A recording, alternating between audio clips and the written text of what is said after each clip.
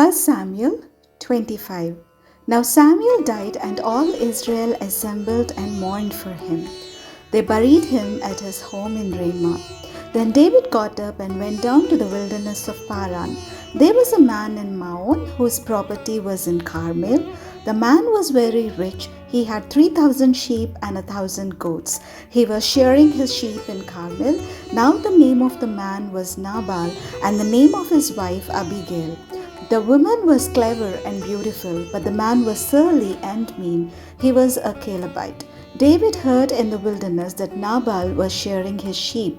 So David sent 10 young men, and David said to the young men, "Go up to Carmel and go to Nabal and greet him in my name. Thus you shall salute him. Peace be to you, and peace be to your house, and peace be to all that you have. I hear that you have shearers. Now your shepherds have been with us, and we did them no harm, and they missed nothing all the time they were in Carmel. Ask your young men, and they will tell you. Therefore, let my young men find favor in your sight, for we have come on a feast day. Please give whatever you have at your hand to your servants and to your son David." When David's young men came, they said all this to Nabal in the name of David, and then they waited. But Nabal answered David's servants, "Who is David? Who is the son of Jesse?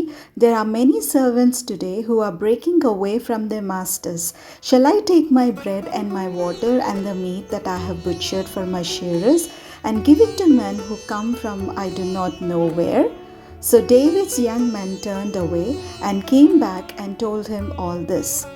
David said to his men, "Every man strap on his sword," and every one of them strapped on his sword. David also strapped on his sword, and about 400 men went up after David, while 200 remained with the baggage.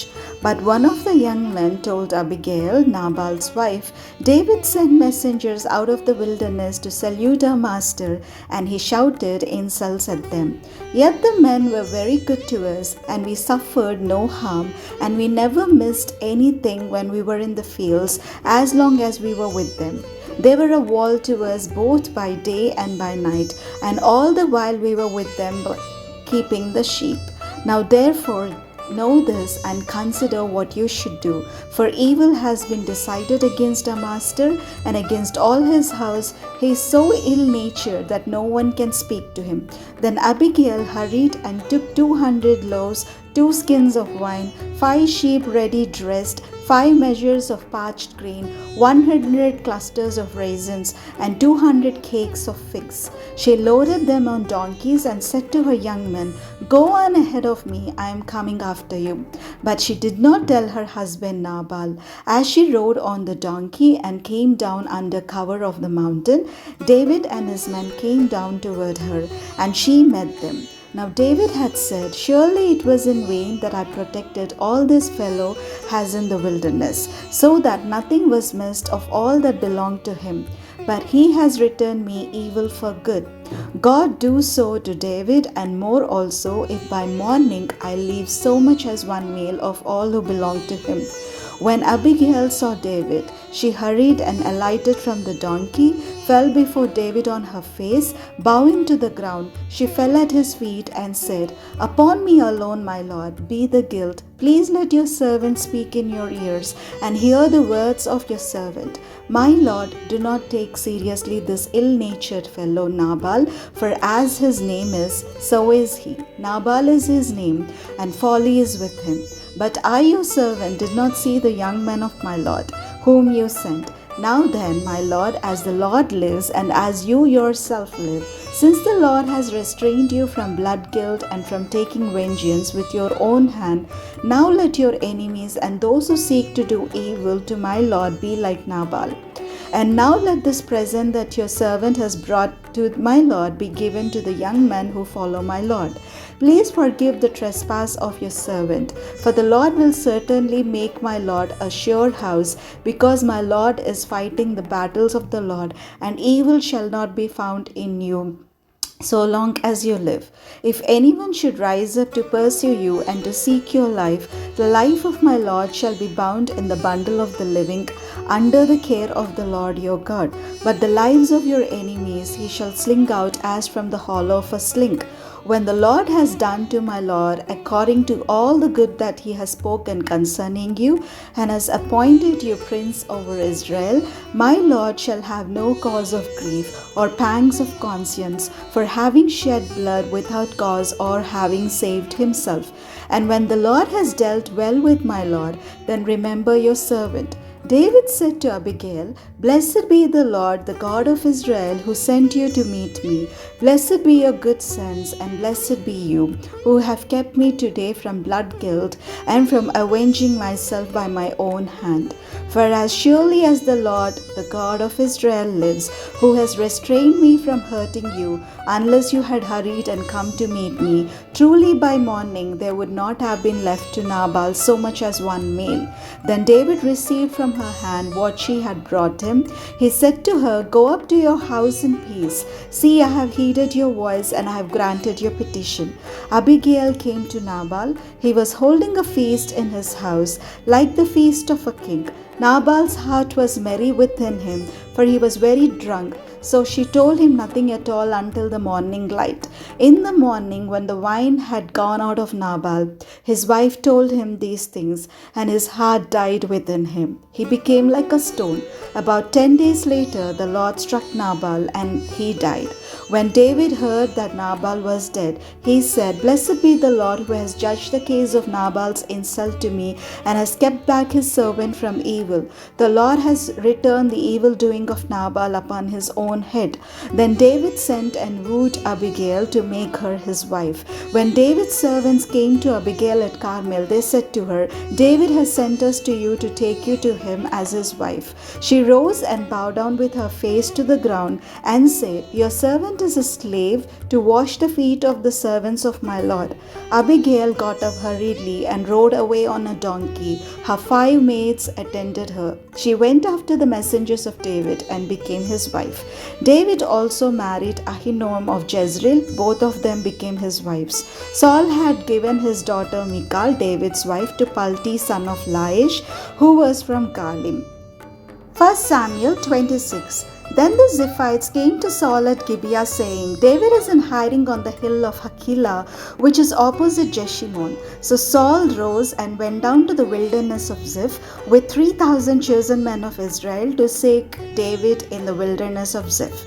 Saul encamped on the hill of Hakilah, which is opposite Jeshimon, beside the road, but David remained in the wilderness. When he learned that Saul came after him into the wilderness, David sent out spies and learned that Saul had indeed arrived. Then David set out and came to the place where Saul had encamped. And David saw the place where Saul lay with Abner son of Ner, the commander of his army. Saul was lying within the encampment, while the army was encamped around him. Then David said to Ahimelech the Hittite and to Joab's brother Abishai son of Zeruiah, Who will go down with me into the camp to Saul? Abishai said, I will go down with you. So David and Abishai went to the army by night. There Saul lay sleeping within the encampment, with his spear stuck in the ground at his head, and Abner and the army lay around him. Abishai said to David, God has given your enemy into your hand today. Now therefore let me pin him to the ground with one stroke of the spear.